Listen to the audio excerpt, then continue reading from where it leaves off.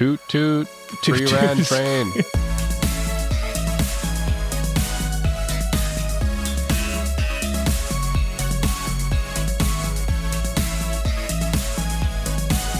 just purchased tiny little cans of Sprite to spill all over his new computer. Mari Karambu Weebs, my name is Cole, his name is Mike, his name is Jay. We like anime, and this is episode 226 of AniPro. And on this week's episode, you know what time it is. It's the end of the season. That means it's seasonal awards time. We have gathered all of the anime from the season, and we have assembled the cream of the crop, the peak of the mountain, the something else that is good, and the pinnacle of winter 2026 anime. That's right. Yeah, 2026. You got it. I always get confused because, like, in my mind, I consider winter to have started in like November, December. Yeah, you know. So it's weird to me. It just throws me off because there's like this weird. All the other ones seem to line up with the seasons pretty well, except for winter. But it's just because we live in a barren, desolate place. That's all. Yeah, I mean, like even right now, it's still it's winter. a me problem. It's still winter. It's still cold out there. It's still winter. Actually, today's actually pretty nice. But is it? I don't know. I haven't left my house. I haven't left my house at all. Neither have I. Yeah. Jay, have you left your house today? Yes, I did, actually. It was actually pretty nice out. Oh, okay, good. I won't ask if you touch grass because there's probably none to touch. No. There would be, but it's all like puddly and wet and gross. So Yeah. I can see things melting outside. When I look outside my window, I can see things melting. Yeah. So that's a pretty good indication that it's nice outside. Yeah. If you like talking about weather, and who doesn't, leave a like, subscribe, all of that stuff. And it's like the quintessential small talk topic. It is the weather. It really is. Weather, yeah. Really is. Weather and politics. Let's talk about politics next. So I've been watching the news. No, I'm just kidding. Don't turn us off yet. No, you got to wait till we start talking about anime. First. And then you get to hear our really bad takes. Because what's a podcast if it's not three guys sharing their bad takes? That's what a podcast is by definition, I'm pretty sure. So. Yeah, exactly. Should we just forego the what's on our mind here? Because, like, you know, we've got awards to present, and awards really what's on my mind. I've really got nothing on my mind, so we could just dive into it. Oh, yeah. Alrighty then. If you've got something on your mind you'd like to discuss, Michael, I'm all ears. I do have a real quick one if you want. Sure. I'm ready. Yeah, what's on your mind, Michael? We'll do the solo what's on our mind this week, I guess. Sure. Then. Yeah, we did it last week. I talked about watches. We kind of did it last week. No, I got mine in at the end. I wasn't listening. What was on my mind was getting out of the episode because it took 2 hours to get done what's on my mind. But I've been watching a lot of this. I found this YouTube channel. It's actually a podcast. It's kind of interesting. That's why it popped into my head as we were talking. It's called Diary of a CEO. Are either of you familiar with this YouTube channel at all? No. Cole, I suspect you'd really like it. Okay. Basically, he's this guy. He's like, I guess he owns a business of some sort. It's never clear what his business actually is, to be honest with you. I assume at this point his business is this podcast mostly, but I don't know that for sure. But basically, he just gets like really interesting guests on his podcasts. Okay. And it's like a 2-hour just conversation with someone who's like, it's honestly just kind of like the Joe Rogan podcast where he'll like get on like a really like popular, really highly knowledgeable guest, and he just lets them vamp for 2 hours and just explain. He just basically picks their brain for 2 hours, and it's just like some of the most interesting conversations. And before you cancel me, like, it doesn't have any of the controversy of the Joe Rogan podcast. I was just going to say, it's like the Joe Rogan podcast, except he actually gets people who know what they're talking about. Well, there is some overlap in guests, I would say, but just because like there's only so many people in the world that are that interesting, you know? Yeah. But like I've just been throwing it on as like it's a good thing to just listen to while, like, say you cook supper or something. And like you feel like you're learning a little bit and just kind of like hearing someone really interesting. Like the one that hooked me was there's this Cole, I'm sure you know this guy because you're kind of he gets a lot of political guests, but the one he had that hooked me in was John Kiriko, I think his name, or Kiriko. He's the guy who he's a CIA whistleblower who blew the whistle on the CIA torturing people. Oh, from like, you ever hear about that guy? From like the war on terrorism era. Yeah. Yeah. Okay. Yeah. And he's like trying to get like a pardon, so he's doing a bunch of podcasts and trying to become popular or whatever. But sure. Yeah. It's Good just luck to like him. it's just yeah. Good luck with that. It's just really interesting hearing like experts talk about it, and I guess I want to just say like if people are looking for another good podcast that's roughly 2 hours, this is a good one to check out. Just checking it out right now on his phone. I am. He's going. Yeah. He's checking. He's seeing. He's seeing. I needed to see. Yeah. Yeah. So, but yeah, do you guys have any podcasts you're checking out lately, or like YouTube channels you've been diving deep into recently? I've been really like on the like I'm not going to dive into specifics, but like lots of political shows. I mean, it is hard not to these days. There's a lot going on politically. There's one podcast, like, and this is specifically for like Canadian people who are like weird policy wonks like I am. There's a podcast called The Numbers, and they dive into polling, and it's all about like this week's polling in politics. Oh man, yeah, that's how far I go. Politics nerd stuff. That's how far I go in. Yeah, it's but it's interesting. It's interesting to kind of watch how the numbers ebb and flow where people are sitting right now. It's it's interesting that you mentioned that, because actually one of our politicians recently went on the Joe Rogan podcast, and I'd be curious what your podcast actually had to say about that, because I genuinely watched a little bit of it through like clips on TikTok, and I was actually it was the first time I've ever been impressed with him. So I listened to a good chunk of it until they started talking about kettlebells. Okay. And then, but I thought Pierre Poilievre came off quite well. I thought so too. I was kind of like, oh, dang. Good job, guy. He even pushed back on Joe Rogan a little bit with his conspiratorial stuff. He was like, no. Fidel Castro is not Trudeau's father. I laughed at that one too. I was like, that's actually like one of the things I saw too. And I was like, oh, okay. Yeah. He's changing his tune a little bit. Interesting. Yeah, okay. Interesting. Yeah, for sure. But not to get it's political. A niche within a niche. Politics and then Canadian politics. And then like Canadian runner-up prime ministers. Yeah. But like leader of the opposition. Before I let Jay talk about what he was watching, I'll say like he was getting into the weeds a little bit on like a little bit of his knowledge about like, because obviously he knows politics pretty well. Mm-hmm. He was like talking about how he's like technically the emergency PM. He is, if like the government were to like collapse. I was like, oh, that's cool. I just learned something. The term he used was they are the government in waiting, and he's the prime minister in waiting, which technically, that's kind of the opposition's job. Like they are they're supposed to be like the like, oh, you don't like the government? Well, here we are. We're ready. Yeah. So which is the government how it's supposed to work. Here's government 2, Electric Boogaloo. Take the controversial aspect out of the Electric Boogaloo part, but I've never, you're the only person I've ever heard bring up the controversial of that, to be honest with you. But no? Yeah. Well, no. We don't need to. Hopefully, we don't need to dive into it. We don't need to dive into that at all. No. Yeah. We already got super YouTube? Controversial last week. We don't need to do it again. Did we? I don't even remember. I don't remember. As soon as Cole hits stop, I'm like, erase, rewind. Yeah, it's gone. It's rewind gone. the tape. Yeah. Mm-hmm. Jay, are you watching any YouTubes?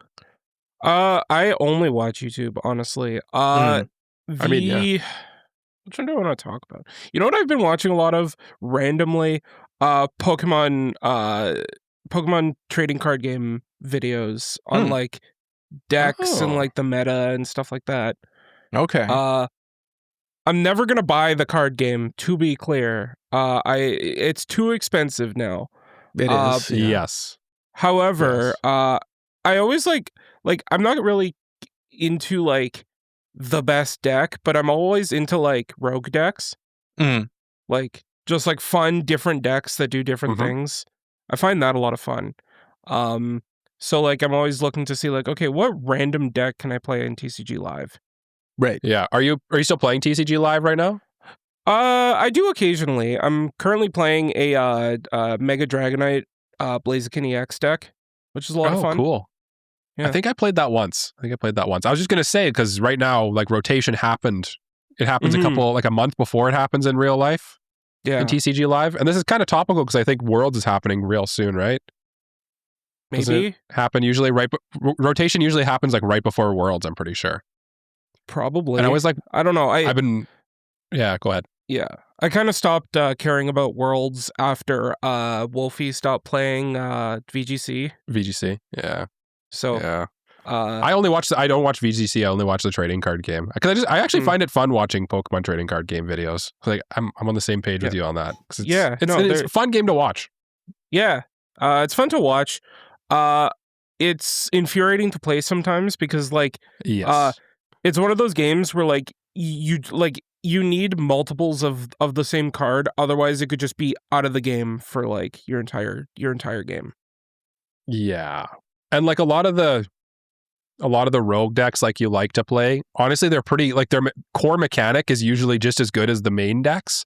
But the thing that drives Pokemon decks is honestly just consistency. If you have a consistent deck, it's you basically win.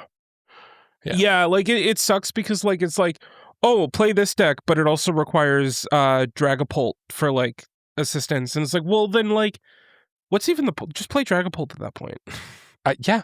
There's a better version of it. Yeah. Well, I mean, that's what makes those cards meta, right? That's what makes them. It's like, well, this deck is like usable, but you just need this card in it. And then at that point, it's like, well, then like I'll just build my whole deck around that strategy instead. Yeah.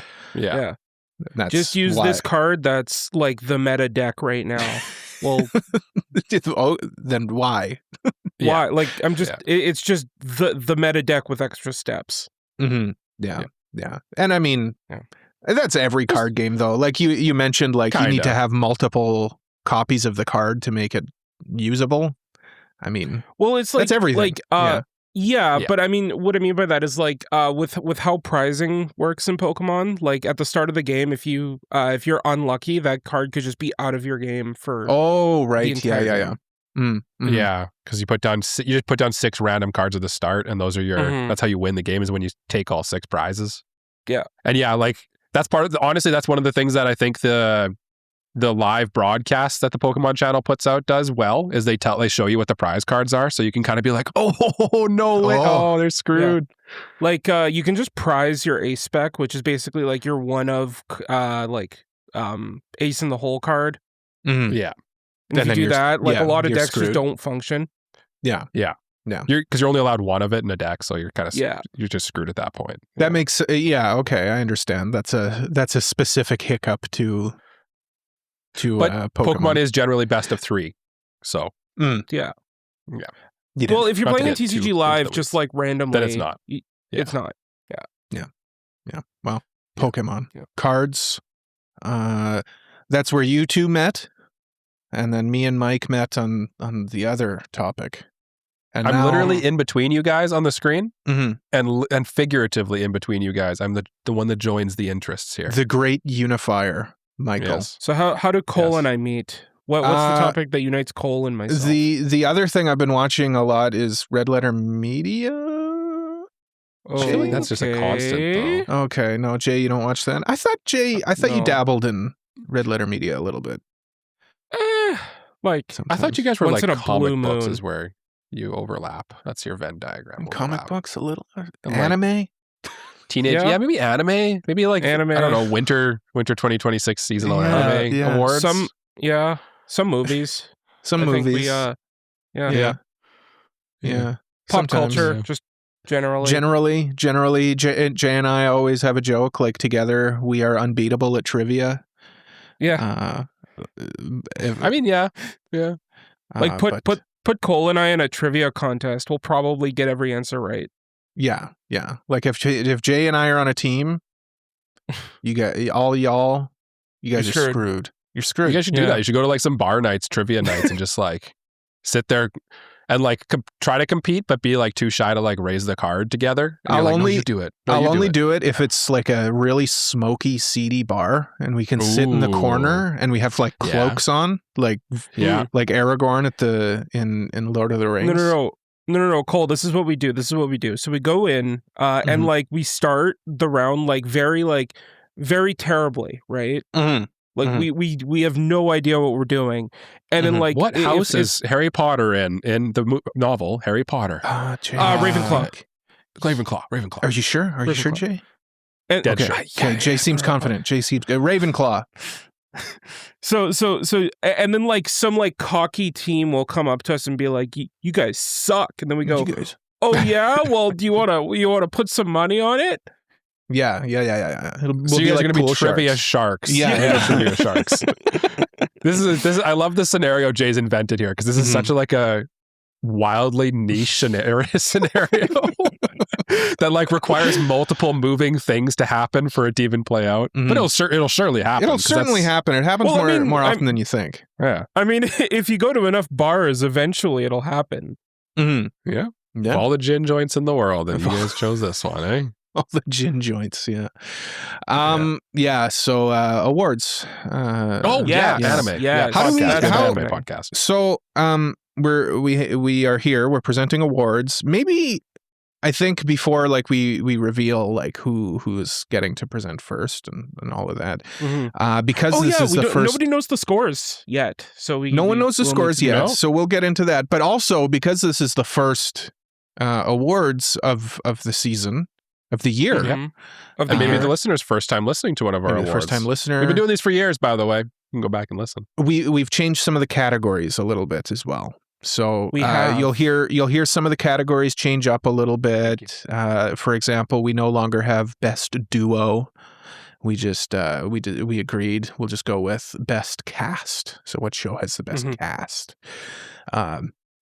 And you'll see as we progress through the awards what's changed a little bit. Of course, all of these awards, all of the anime that are going to be awarded, and all the characters that are going to be awarded are going to be pooled into our year-end Weebies. At which point, the listeners will vote for their favorites. So essentially what we're doing today, in addition to awarding the season, is we're nominating for the end of year awards as well. Yeah. And also like there's a bit of like the game aspect of it from that side, but you're also like you balance that with like your own personal tastes as well too. Yeah. It's tricky. It's like a little bit of a game too. The one that always gets me and I always forget about is that like once you nominate a studio for the year, that's the one category that like if you nominate a studio here, you can't pick them again for the whole year because it kind of would be weird it just makes the final voting kind of weird, you know? Yeah. If you're nominating a studio, you're nominating it for not just for that one specific show that they did for the year or for the season, I should say. Now always throws me for a loop. Now, how do we do these awards? Who gets to pick what and when? There's no overlap, so like, how do we decide who gets to pick what? Jay mentioned a score. Now, what would that score be? If only there was like a draft meister who was able to reveal. I thought such Cole things. was just. I thought Cole was just gonna. I was trying to gently segue over to you as the draft okay. meister. Well, I alley-ooped for you there, Cole. Yeah, Jay's gonna watch Jay slam dunk this. Yeah, rock. Yeah. So the way we pick is based on our draft. Every season we get 5 shows that we get to draft, and the scores of all the shows that we've drafted are individually averaged out, and whoever has the highest average is dubbed the most finger to the pulse anime drafter of the best season. The best person. Just the best person. Yeah, just the best person. Yeah. Anime man of the season. We have a teeny tiny the teeny tiny man of the season. We have a teeny tiny trophy. So yeah. They become teeny tiny. Yeah. It's like Alice in Wonderland. And the trophy's awarded at the end of the year based on the awards that are given out, and whatever wins or comes in second or third. Yes. Now, who? But with all that housekeeping out of the way, we need to decide who is drafting or who is awarding first. You have to hand out the prizes. Yeah. The most important award. Who is the best? Who's the teeny tiny man? Who's the goodest? Who is the goodest? Who is the goodest? Who is the best? So, and who is the worst? Yes. So just as a housekeeping thing as well, these numbers are always like in flux because shows are still airing, people are still finishing up things, so scores can always change, and they kind of did change from our draft, but the order never didn't change this time. Just the final scores. So I will go off, or should I do the current scores or the scores of the draft? Well, I mean, just the order, I think. I don't think we need to, I don't think we need to get too into if you want to do the numbers. scores of the draft too, that works too. But like, I think I'll do the big takeaway being just to see like how big of a difference there was between like the placements. Sure. Okay. Yeah. So in third place, drafting third with a current score of 69%. Nice. Oh, nice. Ooh, very nice. Is me. Oh, I'm in third. Womp womp womp. The biggest boy. The biggest boy. Yeah, he's the biggest boy. Yeah. And we're gonna work our way down. Which also means that for 2 seasons in a row, I am no longer in my home. This is weird. I know. Yeah. You're moving around. For the uninitiated listeners, Jay was finished like second for like ever, like literally like the first 3 years. He's second every time almost. So it's like, this is unusual. Yeah. He's got first, now he's got last. Yeah. So who's like the Goldilocks? Who's like the middle boy? Who's the normal boy? Yeah, who's super normal this second year, place or this season? In second place with a score of 72.2. Not as nice. Mike. Oh. Normie Mike. How fitting. Eh? Yeah. Mike's just keeping Jay's home warm for him, making sure the lights are here. It's nice here. His house pipes aren't freezing. That's a sticky looking pile of socks over there still there from the draft. We don't address those. We leave those alone. Okay. It's pulsing. But I mean, that only means one thing, boys. We have a winner. Oh, who could it be? Oh, I wonder. And that winner is without a doubt Cole. With a score of 74.2. Oh, how could we let this happen, Jay? There was a 2-point difference between second and first place. Well, once again, I have climbed the mountain, regained my spot atop you two. For now. I've mounted you. I've mounted you both. Yep. No. You've mounted? Yes. You've done it. Yes. You've mounted and done it. I've mounted, I've done it, and you guys are beneath me. Well, for now.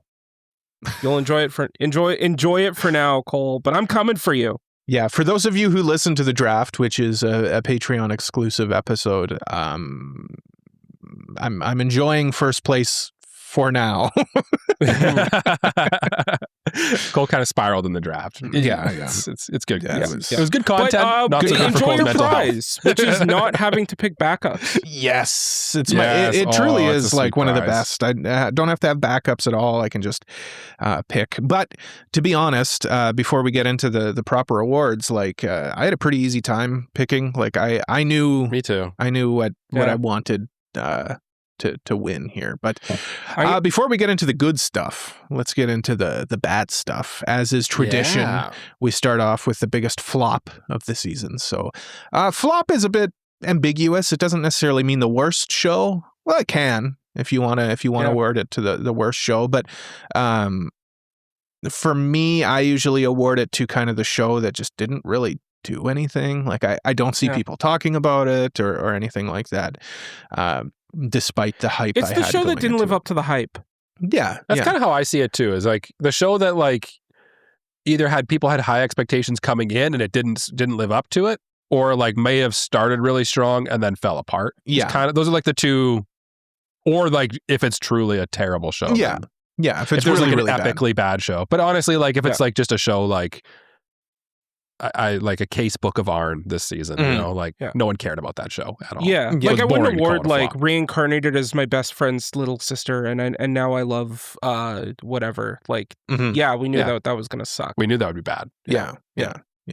But what I was surprised with, this is my flop of the season, Trigun Stargaze. I just didn't really see people talking about it as much as it pains me. Studio Orange is one of my favorite studios. it's just nobody really talked about it. It just kind of, I feel like I'm the only person who watched it, to be honest with you. it just kind of, Yeah. Like no one talked about it. No one said anything. It's not even rated that well. Like the people who did watch it didn't really like it that much. yeah. I mean, season 1 wasn't rated that great, but and I think the other part of it is like it's just a big fish in a small pond kind of thing, like, or a small fish in a big pond. A little bit. So like there were so many good and big shows this season that Trigun Stargaze just kind of fell off. Yeah. Yeah. Oh, It well. kind of started with like a weird start to the season too, and it kind of like I honestly like I found it not as compelling as the first season either. So this was my flop too, Cole. But I've selected a backup as you have to do when you're As picking you second. must. So Yes. What is your flop of the season then, Mike? my flop of the season, Cole, as I declared, it is actually your flop. Truly would be my choice. But my second flop is a show that I know Mr. Jake Gardian was pretty excited about when the season started, but even I think he waned on this one. Shibo Yugi Playing Death Games to Put Food on the Table, I think is the full title. Kind of cribbing off the back of my mind there, but I'm not sure. People are going to give me a little bit of flack for calling it a flop, but I think like honestly, like the hype that it had when the season started, with like how pretty of a show it is and how like artistically well directed it is, it just kind of did nothing with any of that. And I actually ended up dropping it like midway through the season, which I like never do. Usually I'll just like grin and bear it to finish it. And I just like, I couldn't. I'm just like, I just don't care what's happening in this. Like, it's just, it insisted upon itself a little too much, to borrow a phrase from Family Guy, you know? Okay. Yeah, I don't know. It just didn't do it for me. Yeah, it's another one where I just don't think people really were talking about it either. I remember a little bit of discourse about it at the start of the season, but I haven't really seen much chatter about it at all. So yeah. Jay, did you also fall off that one, or? A little bit. Like, I kind of became someone who just kind of watched it through the window. And there was never anything that, like, after episode 1 that made me go like, oh, I need to hop back in that. There wasn't. I'll tell you that too. Yeah. Wow. Well then, if that's what we have to say about Shibo Yugi and Trigun. That leaves mine. My biggest flop. And that's a show that I drafted, which makes me sad because I thought the Darwin incident was going to be a lot better than it is. Yeah. I thought with sometimes you see like a weird premise like that, and you think like, well, it must be good for it to still get greenlit for an anime. And the Amazon effect was kind of there too. I was kind of like, oh, Amazon usually picks pretty good shows. Yeah, it's just it's Amazon. Yeah, I know we do. Yeah. But I haven't watched it at all. Like, is there a redeeming quality, or you figure like just generally it just did not live up to what honestly, even you thought it would be? It didn't live up to what I thought it would be, but at the same time, like I heard people talking about it, and I didn't hear anything good.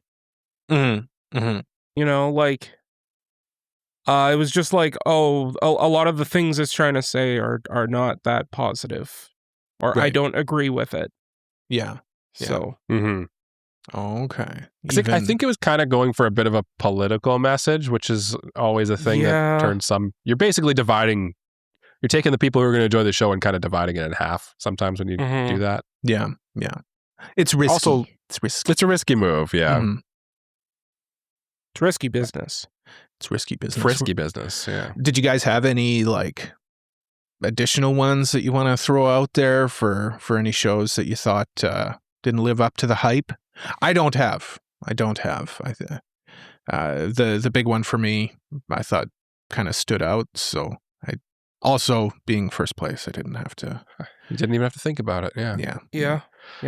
I drafted Tune Into the Midnight Heart way too high to not even watch a single episode because I just kept everything I saw from it. I just felt so apathetic towards it. I just don't care about this show. Like I was excited based on what Jay told me coming into it, and then everything I saw, like once it came out, I was kind of just like, you know? Yeah. And like that's kind of seems to be the reaction based on what I see online too, is people are like, yeah, it's pretty good, but this is a meh adaptation. Yeah. Did you have a backup, Jay? No, this was my first and only pick. Oh, there you go. He knew. Right. He knew. I knew. He knew I where he knew. was going. Move being in third too. Yeah. Yeah. Well, I mean, like, I don't know. I had a feeling, and I was right. So, yeah. Well, let's stop talking about bad stuff. Let's talk about good Get into stuff. good stuff. Yeah. Yeah. Let's. So we've truncated the OP and the ED awards into just a single award. So it's OP or ED. So I guess title sequence, credit sequence. Yeah. Mine stood out. I knew exactly where I was going. Didn't have to think about it at all. I'm going with the ending sequence of Frieren, season 2. Season 2? It's a wicked pick. Yeah. Season 2. Yeah. Yeah. Beautiful animation. Love the idea of it as well. It being purely drawn with pencil crayons. Also the song, of course, Millet, brings another banger for Frieren. And it screams Cole, as do all of the Frieren EDs. They do. They deliver every time for me. So yeah, I have nothing but praise for this one. Like literally nothing but praise. I cannot think of anything bad. I can't think of anything else. I can't think of a bad thing about it. Like it's visually engaging. Right. It's well done. It's drawn with pencil crayons or He's colored me pencils. Up here because I talked about it before the episode, and I think it gets a little too much praise just because of the pencil crayon thing. It's a nice thing people can hang their hat on, and it don't get me wrong, it is nice, but I think it's a fine ED, and it just happens to be done in a cool style that I think it elevates. And this might be a bad. I feel like I can see this as a bad take as I'm saying it a little bit, but I'll stamp it. I'll put my stamp on it. I think if it was not done with pencil crayons and it came out like, oh, this is actually like CG generated or something, I think it'd be a fine ED. You know, Sharpen your pitchforks. That's just maybe my take. Sharpen your pitchforks, come ladies and gentlemen. I'm ready. We should specify as well. We're Canadian, so we call them pencil crayons. What are they called? Colored pencils. Colored pencils. Oh, okay. Yeah. Did not know that until just this moment. I had to remind myself that it's a Canadianism, like toque. Oh, well, I'll put that in the back of my toque, and as I'm eating my poutine, and continue on. Yeah. Yes. But honestly, like Frieren. Yeah. Awesome EDs, awesome OPs, honestly. Always. Mike, your sequence. That's right. My opening / ending sequence is going to a show that's kind of out of character for me a little bit. It's a rom-com, okay? I went with a rom-com OP and ED because it impressed me quite a bit. And it is, you and I are polar opposites. Ooh. The opening sequence from that one, the OP. Ooh.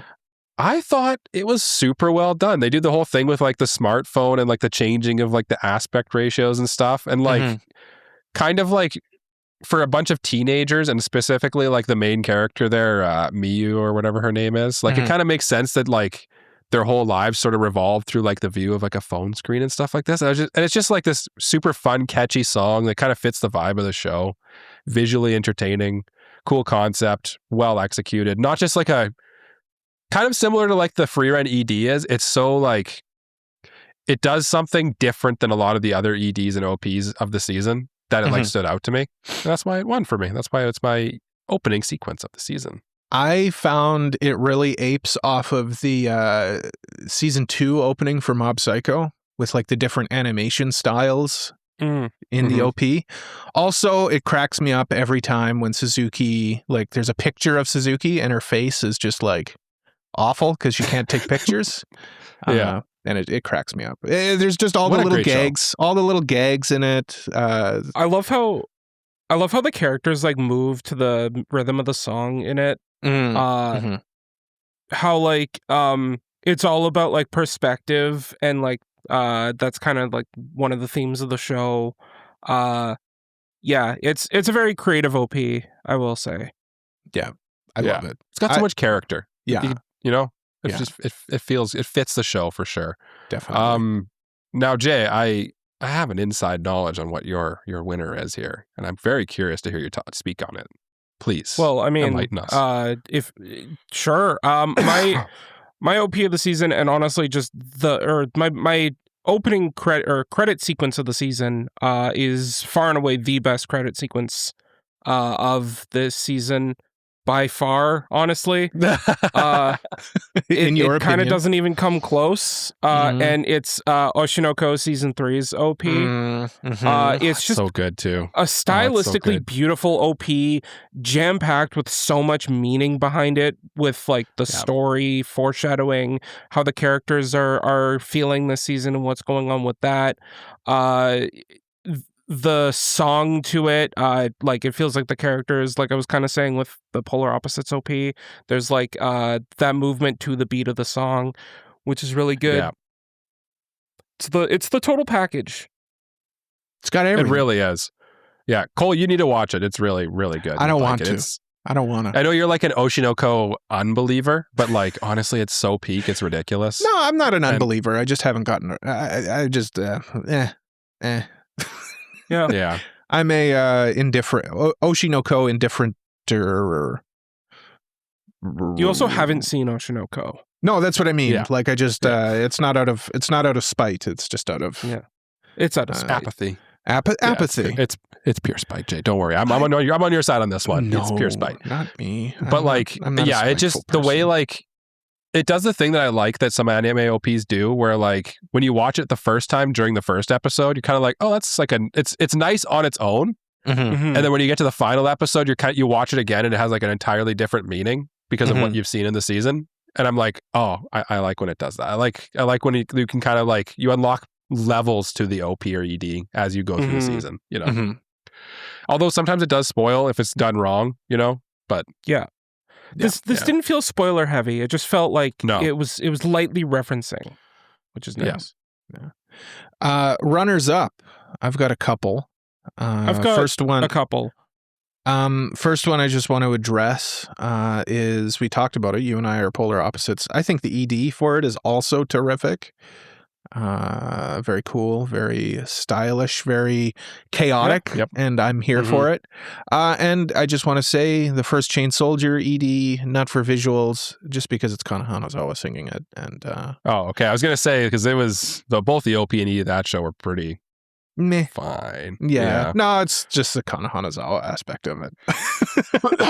That's all. Yeah. That's all. Yeah. But, my runner up would definitely be the Hell's Paradise OP, actually. I think they did a really good job with it. It's like super dynamic and interesting. The only thing that it loses points for me is that it just kind of was like a little too generic shonen battle anime OP, where it's like bump and song, cool animations, and it's just sort of like, here's a character flying through the air doing something. You know? Right. Yeah, it's not doing anything special. Yeah.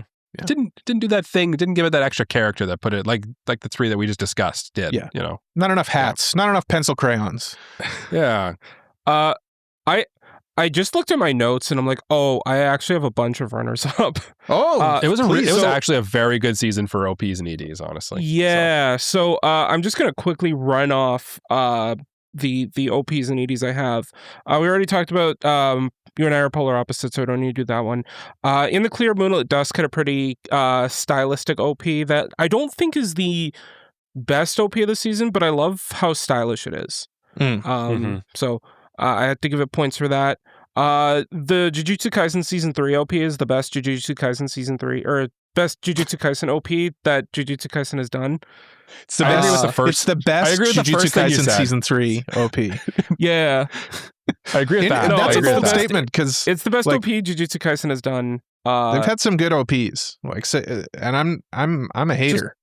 Visually, I am too. It's just really like good, visually, though. it has like it's jam packed with like manga references and things that like give it a lot more meat than just like song and title visuals, which I really liked.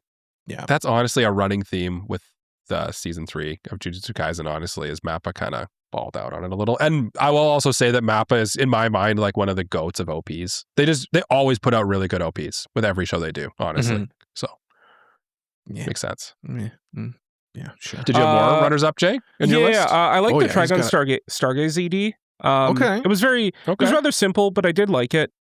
Polar opposites, obviously. And then I also liked the picture book, like children's book style of Journal with Witch. Yes, okay. Yes, we very, watched very that. Cute. Yeah. Yeah. I like that one too. The pastelness of it and everything. Mhm. The Frieren OP, of course. Yeah, Would be obviously. remiss to say. Yeah. And I know Jay. I thought you were a fan of Fate Strange Fakes OP. Oh yeah, I completely surprised forgot that about one the didn't Fate come up. Strange Fake OP. But yes, it is a runner up. I really like the song. It's very well animated. Yeah. And it just like it is very stylish, but it's just kind of lacking that meat that you want. It's a very Fate OP when I watch it. Yeah. Seto Yeah. Sawano song. So It's very it's similar to like the same critiques I had about the Hell's Paradise OP, where it's kind of it just didn't really break the mold enough, you know? yeah, it's no Unlimited Blade Works. I'll tell you that right now. No. But it's pretty good. Although It's I still did like pretty good. seeing like I think it opens on like a big America sign or something, doesn't it? Yeah, it opens on the I'm American picturing in my flag. head. The American flag. That's right. Yeah. Which is like that's kind of funny to like I don't know. I just find that I like, get mad. entertaining. I get Do you? mad every No. time. Yeah, No, I bet you no, do. I I bet you do. Yeah. Let's move on. I find that entertaining. Yeah. Anyway. Moving on. Next award here is for writing and plot. So, like, what was the best Yes. story, essentially, of the season? Once again, being in first place in a season where this show comes out just makes it so easy. It's almost kind of easy. annoying because it's like, how do you skip it? How do you pass it up for anything else? It's so easy. Frieren season 2, obviously. I mean, yeah. Yeah. It balances the action aspect and just kind of what Frieren's known for, where it's just kind of slow and methodical, and it's just it's so well done. I love it. I love this show so much. It's climbing the ranks. It's got to be like in my top five. Let's say 5 today. Okay. Yeah. It's Okay. it's so good. Like, it's borderline perfect. Yeah. Yeah. For me, And again, like that's there was all this season. I feel like there wasn't one thing we always tend to award more points to is like it's like the originals where like the writing or like they try to adapt different from the manga. But I feel like this one, like they just did a good job adapting the source material, and it's just all so good that it's like, oh god, it's so bright and shiny. Hey, it's so man. perfect. That's an aspect of it, right? Like, Yeah. It was an anime that came out this season, and it's written really well, and I'm here for it. Yeah. Yeah. And this season 2 had some really nice moments. So So good. Yeah. Mike, you're up next. That's right. It's you. Yes, I am up next. And I'll pick my writing / plot of the season. I mean, it's the other show that's I think it's the second highest rated show of the season on any list here, compared to the number one being Frieren. Or no, Steel Ball Run is okay. Never mind. Anyway, I went with Jujutsu Kaisen season 3. Okay, I went with Jujutsu Kaisen season 3, Okay. and kind of one thing I wanted to point out here is before the season, I came in saying, listen, the best stuff of Jujutsu Kaisen, we've just seen it. It's the Shibuya arc, the Shibuya incident arc, where all that stuff happens in season 2. And I thought I was dang right. And then they said, oh, but we're going to like fix a lot of the problems and like add a bunch of stuff to make like the culling games more interesting and better, like easier to follow. Okay. So like they greatly improved the culling games to the point where I'm like, dang, this was actually like a very good season. And like when I was reading the culling games, I was like, this is kind of bad. And like honestly, I generally like I can't believe they did such a good job with it, honestly. And I just got to give them props for that, honestly. That's where I'm coming from with this one. Well, I know you guys good. are JJK haters, but like they really did fix a lot of stuff and like added a lot of extra like there's a scene where Yuta is fighting some girl who like has this problem with his ancestors or something, and like Mappa decided to put it in. This was not in the manga, but they set the fight in an art museum, and there's a scene where she realizes that he's the ancestor of someone, and when that's happening, they put like an actual like portrait of the ancestor that like he's standing in front of the portrait. She sees the portrait, then sees him, and then realizes it. Whereas in the manga, she just like has this like nondescript flashback. And I just like, I think those little like details they added to it make it so much better. So, Yeah. Well, that's good. Jay. It's a good adaptation change. yeah. And I mean, it kept me on the edge of my seat every episode. So, Yeah. Jay, what kept you on the edge of your seat every episode? I don't know if I'm on the edge of my seat with this one. And I feel like this one's a bit more of the connoisseur's pick. It's not like the one that the public that likes the shonen big fights are gonna appreciate. But if you want a good story, Journal with Witch is kind of the best thing this season. I was watching it earlier today, and like, man, it feels so real. It's just a straight josei drama, and it, like, the characters feel so human. It's so raw. Watching like these characters go through grief after like someone important in their life passed away, like it hits so hard, and it's so good. Yeah, the story. Yeah. I drafted it. You and did? I'm happy I drafted it because You it's stole good. it from me. But I still gotta watch. I still gotta watch it, and I will someday. I'll watch it. No, we've heard this before, Jay. We've heard this before. It's tough. It's tough. Fool me once, shame on me. Mm-hmm. Fool me twice, won't get fooled again. Won't get fooled again. We've talked about this. It is tough trying to go back to a show that came out a few seasons ago. Yeah, I know. When we're doing Especially this. Yeah, I know. It's difficult, but yeah. I actually, from hearing Jay hype this one up so much, and like kind of the discourse I see on like online about it, like it's piqued my interest as well too. It might be a good show to watch, like with Shazana. Honestly, I think she might like it. Yeah. Did you guys have any runners up at all? Oh Mike? boy. I actually didn't. I didn't either. Oh, yeah. Okay. I just knew I was gonna. I knew you guys. I knew Cole was not going to take Jujutsu Kaisen, so I didn't put any more thought into it. I, like, I knew I was the only one that watched Journal with Witch. Yeah. Fair. Yeah. I do want to say you and I are polar opposites. Is very. Written. It balances its cast really well. So I just want to say hey, and like it was good. It was well written. It could have been like the script for the anime could have been done in a way that would have made it unbearable to watch, and they didn't do it. So yeah, I was pleased. It would have been really easy for it to be bad, and it was really good. I enjoyed it. Moving on. Next category is visuals. So just straight up, character designs, animation, all of that. The full package. The whole package. The stuff for you me. See. I'm going with one, a little bit different, but I thought the animation in it is great. The action direction in it is phenomenal. I'm going with Fate Strange Fake. Absolutely fantastic action anime. Very well done. Had a good time watching it. Character designs in it too are great. I really enjoy Saber in it. I enjoy your boy Gilgamesh really shone in it. Gilgamesh, main girl. What's her name? What's the main girl's name? Akane or something like that. Ayane, something like that. The Saber clone that's not a Saber is the master. Yeah. No. The Saber clone in it is the Saber. Amazon woman. No. The Amazon Amazon lady. Whatever. We're all talking about different people. Well, I mean, there's literally a saber in the show. There is a saber face. There's multiple sabers in the show. There's a saber face in the show where she's just like a palette swapped saber with red hair. Oh, I mean, in Fate they all kind of are. You have the One Piece problem where they all look the same. You have to have your saber face. You must. Yeah, you must. You must.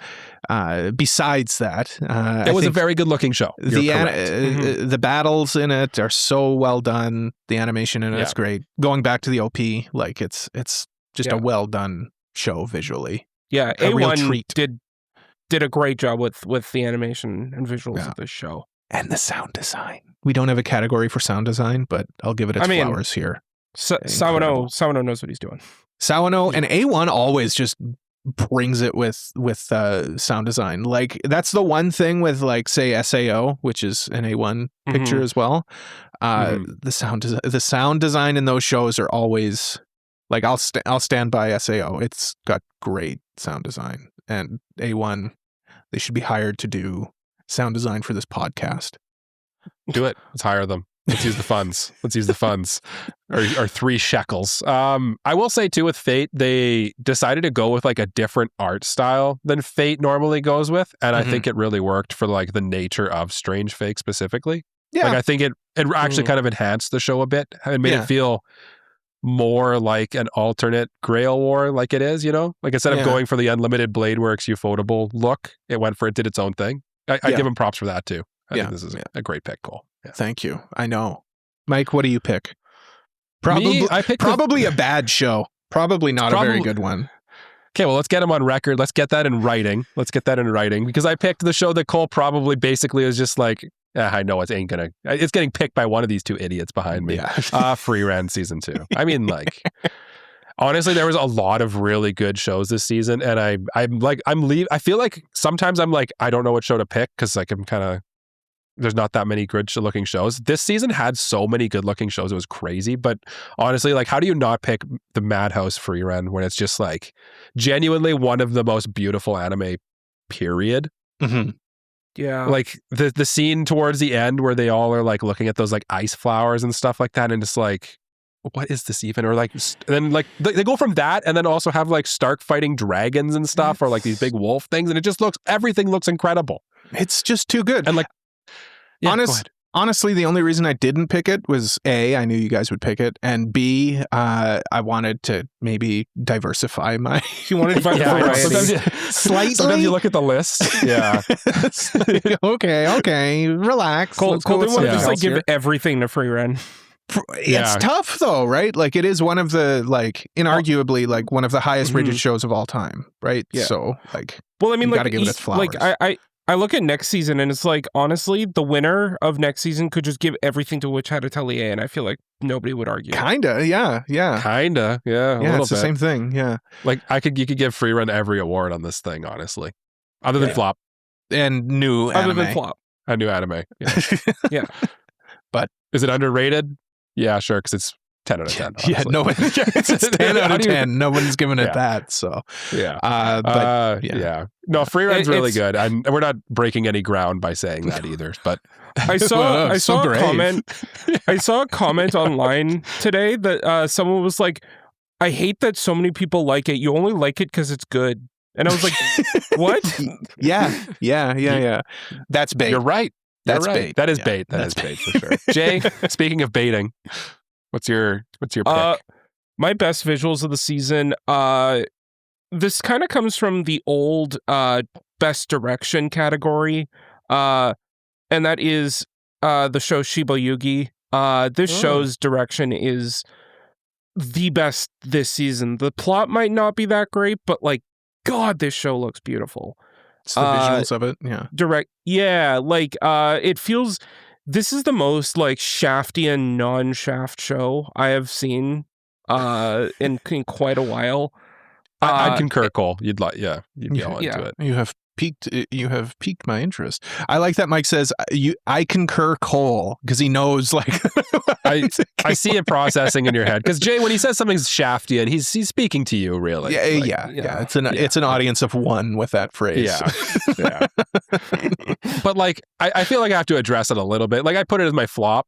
I don't think this. I agree with Jay on this. It's a beautiful show. Like the shot composition's super good. It's just like like Jay said, the plot kind of just meanders and doesn't really do anything interesting. But like visually, it is a beautiful show. And like the decision to have the blood be like that weird fluff stuff too. Yeah. Visually, it makes it kind of more interesting, honestly, because you're kind of like, lets your brain fill in the gaps a little bit.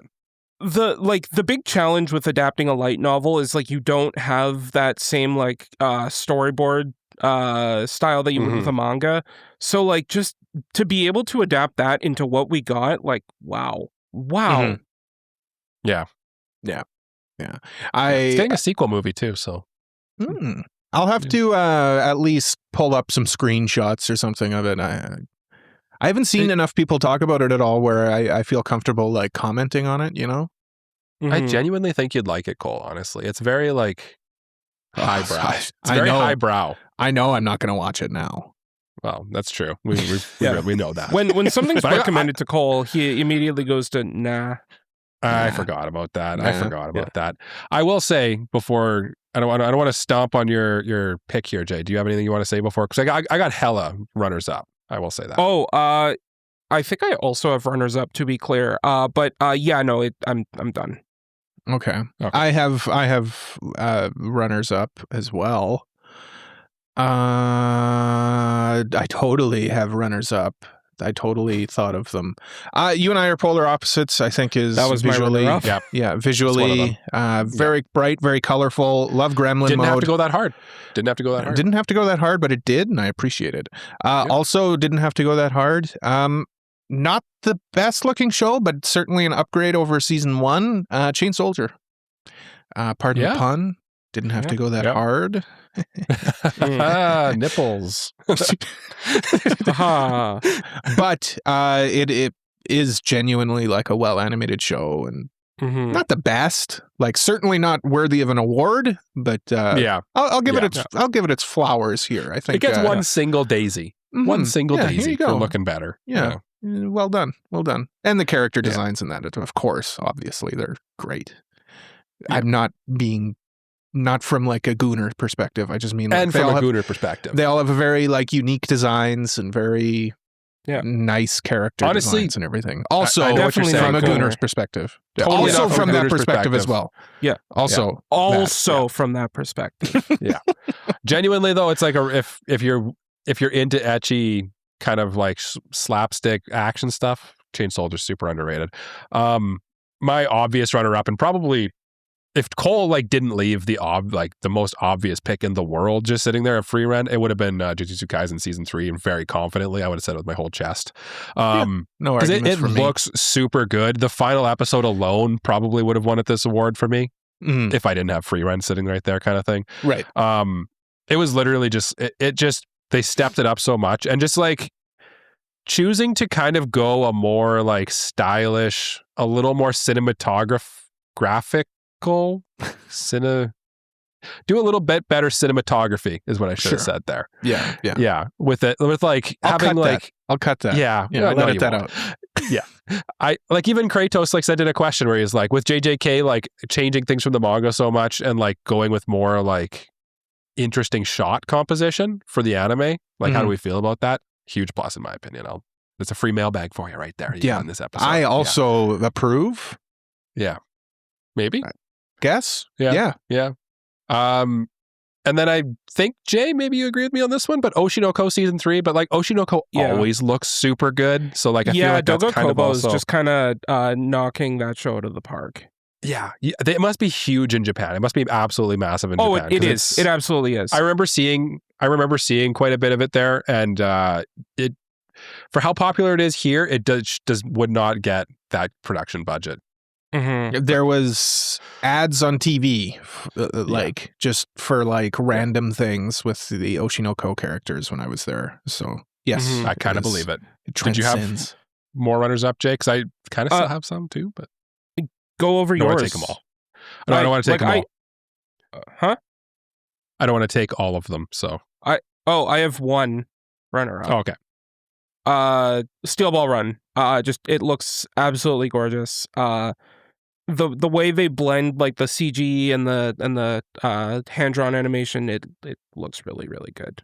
So yeah, I want to give it its flowers. It deserves it too, honestly. It's JoJo's. I mean, the last one I'll quickly throw out is Sentence to Be a Hero. That show kind of was carried a little bit by how good it looked, and I feel like you at least got to give it a nod in this one. Maybe not flowers, but a nod, like like when you're passing someone in the hallway, you kind of give them a little okay. The chin. Yeah. See what you're doing. Yeah. Our final category before we go to a break is studio of the season. Yes. And for me, we took a little break from Frieren, but we're back, baby. I'm going Madhouse. I mean, come on. He's swapping it on the fly. Okay. That's my runner-up, obviously. We'll talk about that. But Madhouse. I mean, come on. Honestly, yeah. It's right there. You guys didn't take it, and I was like, "Oh yeah, Madhouse. I better make things right and go with the studio that's producing the highest rated anime ever." So I'll go with that. Yeah. Yeah. Honestly, I can't even argue. They're Madhouse. They do good things. They do good things, and then not good things as well. So I did a lot of research in our like draft for our draft. Mhm. Apparently, there's like multiple like there's basically mini studios within Madhouse, I mean, which like kind of explains a lot. I'm Yeah. sure all of them. The one that actually did operate Trillion that way. Game certainly was not the one that did Frieren. I'll tell you that much. Yeah. Good Mike, pick, though. Good pick. Mike, what do you got here? Yeah, I always tend to favor the studios that put out more than one thing in a season. I give them extra bonus points for that, and it also like triple extra bonus points if they put out two good things in a season. And I mean, you guys will debate me on the merits of the second thing I said, but I was trying to come up with a joke, but yeah. Mappa put out Jujutsu Kaisen Season 3 and Hell's Paradise Season 2, which are the first and third most popular shows of the season, according to AniList, and both rated above an 80%. How do you not give it to them for this season? They knocked it out of the park. They did a really good job. And I am a certified Mappa stan, so again, how can I not stand up for my boys? Also a good pick for the long game, because Mappa is also going to be producing other shows this year. They do as well. Yeah. So- It's You kind of also know it's that- kind of a slam dunk. You also know that people don't even care about the show. They just care about like, oh, it's Mappa, click. Yeah. A lot of people will just watch it because it's Mappa. Yeah. I mean, they're putting out Doro Hey Doro Season 2, which is one of my favorite properties as well, and then Ranma 1/2 for the rest of the year. So like, And maybe they'll do a good show this year too. Like, who knows? oh, you like Ranma 1/2, you fool, you dirty little fool. He hasn't seen season 2 to be fair. No, but I did Yeah, enjoy yeah. season 1. I did enjoy. You never watches season 2s of anything except for Frieren. Busy guy. Yeah, he's a busy guy. He's busy farming. Yeah. You know who else is busy farming though? Jay, what studios have you been farming for entertainment value? My pick for studio of the season goes to a studio that was getting a lot of like hate for a show that they did last season, and then they just like did a complete 180 this season with like an actually good looking show. In Timon's like B-side, that being JC Staff. Yeah, like Legacy Studios, man. That's what they do. yeah. I mean, they've like, been around for a long time. Yeah. But yeah, I just like I have to give them their kudos for turning around and going like, hey, you dogged on us last season. We got it. Don't you worry. Yeah, we're gonna dog on you now. Yeah. Yeah. It's yeah, I mean, that's what I'm alluding to when I say like that's what Legacy Studios do is like they'll make the worst thing you've ever seen and then all of a sudden just like, oh yeah, right, like I guess we better do something good again. That was just the funding for what we've got coming up. Yeah. And like I totally didn't even look at it from the aspect of like, yeah, they just put out One Punch Man season 3 and then went straight into doing an idol show like Timon's B-side, and they were like, but they did a better job animating the idol anime than they did them. Like that's so what a weird. How do world these we things live in. happen? How do these things happen? Good show, by the way, underrated show. If you haven't checked out Timon's B-side, listener, it's actually very underrated. Yeah. I just want to give some kudos because initially my I guess my runner up here. Initially my answer was Engi for medalist. Again, just because I didn't want to give Frieren everything. In the end, I gave in to my the correct answer, but Engi came back doing medalist, and it looks great. And who the hell is Engi, and what are they doing, and how the hell did they do this? They're the studio that puts out Medalist. They're the medalist studio. That's all I know them for. They did an even better job this season of blending the 2D and the CG, ice dancing and everything. Really, really well done. Kudos to them. That's my runner-up. Mike, do you have one? Yeah, I'll throw out Wit Studio, I guess, for my runner-up. They I didn't mention this show really at all so far, but they put out Love Through a Prism, which is a Netflix-only show, and it's an original show, and it simultaneously looks really good, and kind of the plot is really good. It's like a very like interest, like just for putting out this like underrated property. I think they get a little. I want to just tip my hat to them. I don't think it's like good enough to win probably any of the awards we've talked about so far. So like I just want to at least in one thing just tip my hat to them. Yeah, Wit Studio. Jay, any runners up? I have 3 runners up that I'll quickly run off. A1 Pictures, come on. Yeah, we talked about Fate Strange Fake looks phenomenal. Sounds phenomenal. Sounds phenomenal. Phenomenal. Is phenomenal. Has great character designs. Great. They do. They've been doing some great stuff lately. They just do it. They just do it. Are they an S tier studio? Who knows? They're climbing the ranks. Yeah. We'll the other studio I'm going to throw out is Lapin Track. For You and I Are Polar Opposites. They did a really good job adapting this show. And I'm looking forward to season 2. Yeah.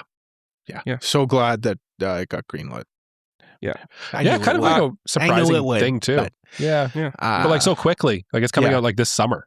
Well, the last episode ends with see you next season. It says like they knew, and I knew, and we all knew. Yeah, we're hearts. And then the last one I just want to throw out real quick, David Production, because like Steel Ball Run. Yeah, they also did Fire Force. To be fair, so they did do 2 really good looking shows, but Steel Ball Run just yeah. There's levels to this. There's levels. Yeah. 2 good shows, and like Fire Force season 3 part 2 seems pretty well received, to be honest with you. I fell off Fire Force back in season 2, but like it seems like the Fire Force fans are happy. Yeah.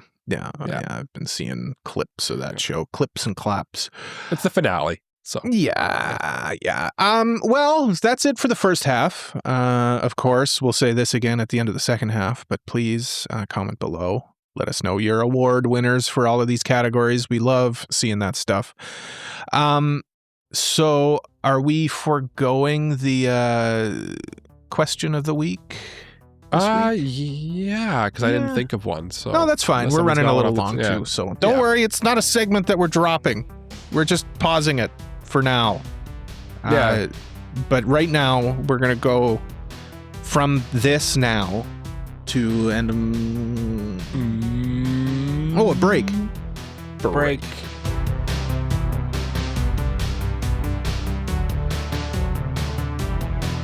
Hey, it's me. I'm taking over the podcast this week, like we always knew I would, to promote, well, AniPro. If you've been enjoying what you've seen so far and want to see more of us, consider supporting us on Patreon, where you get access to new episodes before anyone else, monthly bonus episodes exclusive to our Patreon, your mailbag questions getting pushed to the front of the line so we'll answer them sooner, and extra votes in our Listener's Choice review polls. But I get it. Not all of you are in a position to support us financially, but you still want to show your support. And I'm happy to say that you still can. Rating us 5 stars on Spotify or Apple Podcasts helps other potential listeners find us easier. And joining our Discord server is a great way to interact with the hosts more intimately than ever before, or other listeners like you. So what are you waiting for? Support AniPro today, join the community, and remember, keep on keeping on. Whatever. Let's just get back to the episode.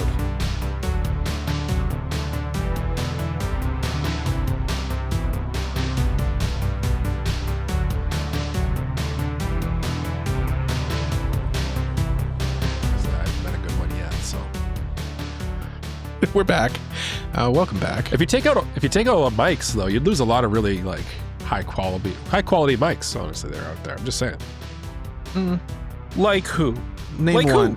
Who? Name one. Name one.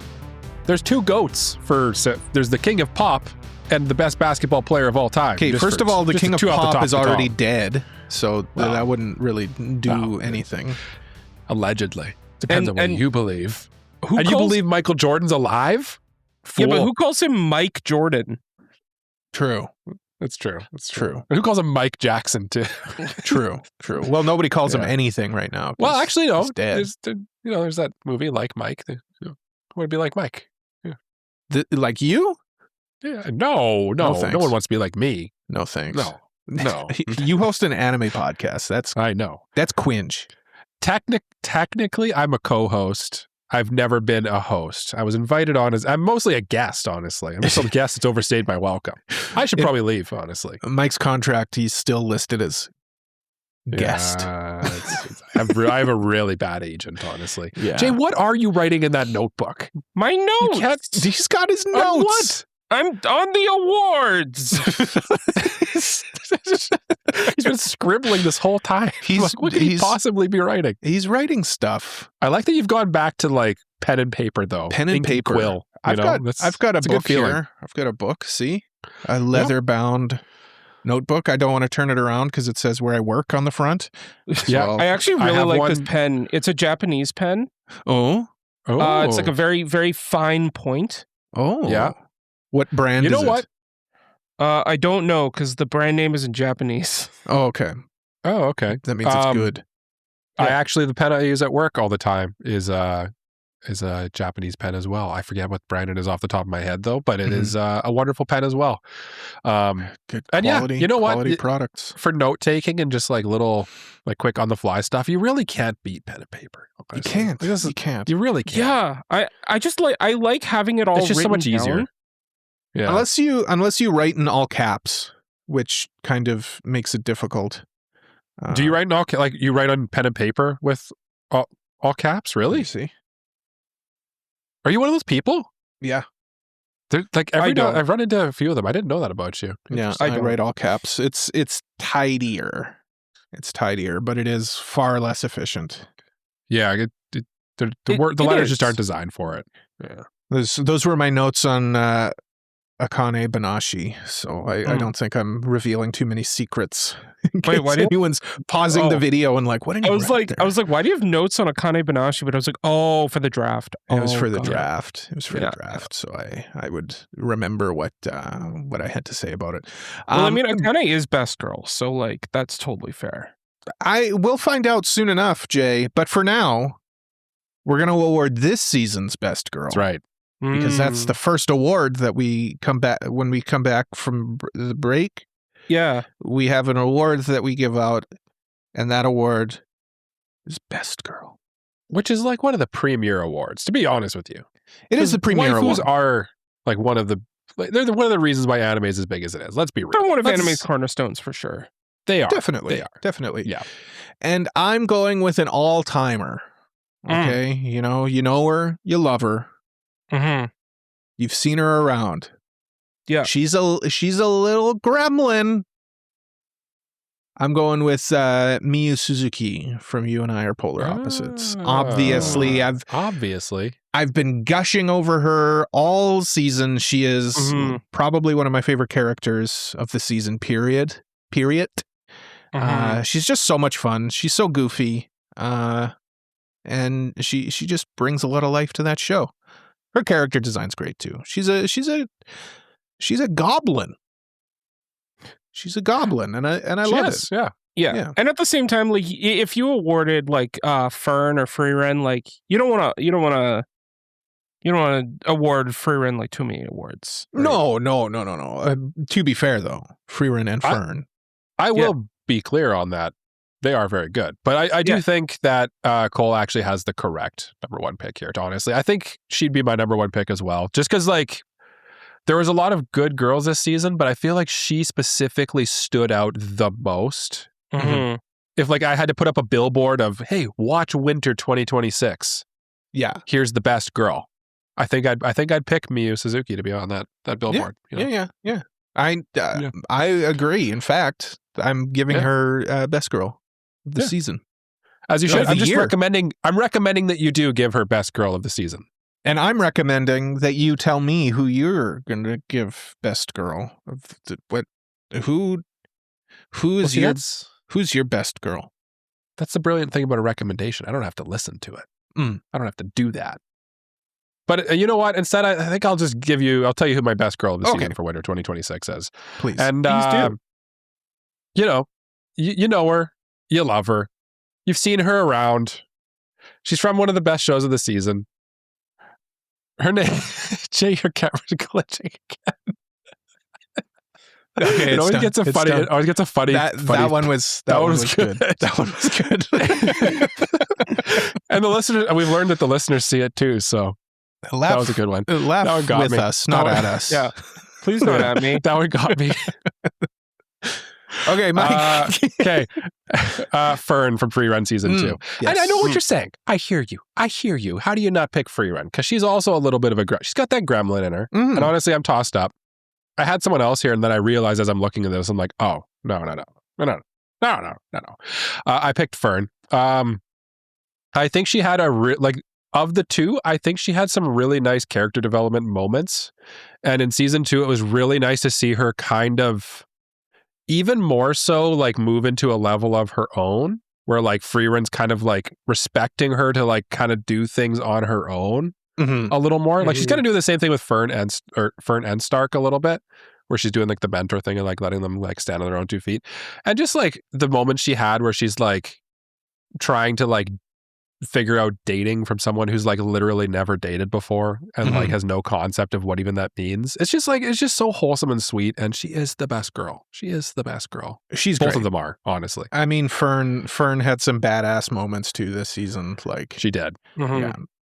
I think she stood out a little more than Frieren to me, so that's why I picked her. Frieren took a little bit more of a backseat. I'm more of a Frieren guy, but me too. Yeah. Hey man, Fern had a great season. Love Fern. Yeah. Jay? Yeah, I mean, hey, Fern is great. We love Fern.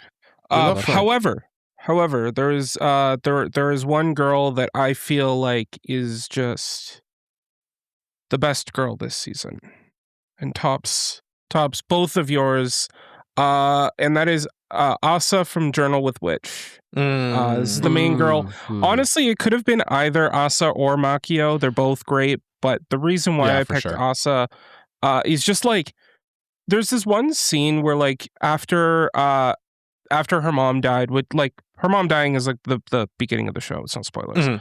Yeah. She goes back to school and like everyone finds out like what happened, and they're all like approaching her going like, I'm so sorry, like I heard what happened. She like gets all like stressed out because she's like, this is the one normal thing that I just wanted to stay normal until graduation.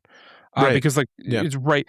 And like she kind of has like a whole episode, like not like a show episode, but like an episode, like a breakdown kind of thing about like her world's kind of breaking down, and she wanted, this one sense of normalcy because everything's changed. And just seeing her like go through that and learn like it's okay, right? And see her go through that grief and kind of not forgive, but like I feel like in most anime the response would just be like she just kind of walks into class, people like will apologize to her, and she'll just kind of sit down and class will go on or whatever. But like this felt more human. It felt more real. More into the into her psyche. Yeah. And I really appreciated that. It just felt more mature. Okay. Yeah. No, for sure. Yeah. That show kind of feels mature. Like it's not from like a boobies and stuff perspective, but like mature from like an adult. Like you have to be not a smooth brain watching it. Yes. No. This is for those you grown-ups out there that are looking for something a little more real. Yeah, I love these two. Like both of them need a hug. I should watch this. I should watch this show. No, Cole, don't watch this show. Well, you Cole, if like that's an idea that you yourself came up with, then like I support it. But I wouldn't tell you to do it. But I wouldn't tell you to do it yourself. But if you want to do it, I'll support you. I feel like you guys are. No. I feel like you guys are recommending this to me. No. But I would recommend, Cole, that you tell us who your runner-up is. My runner-up, also from you and I are polar opposites, is the quiet girl from the class next door, Nishi.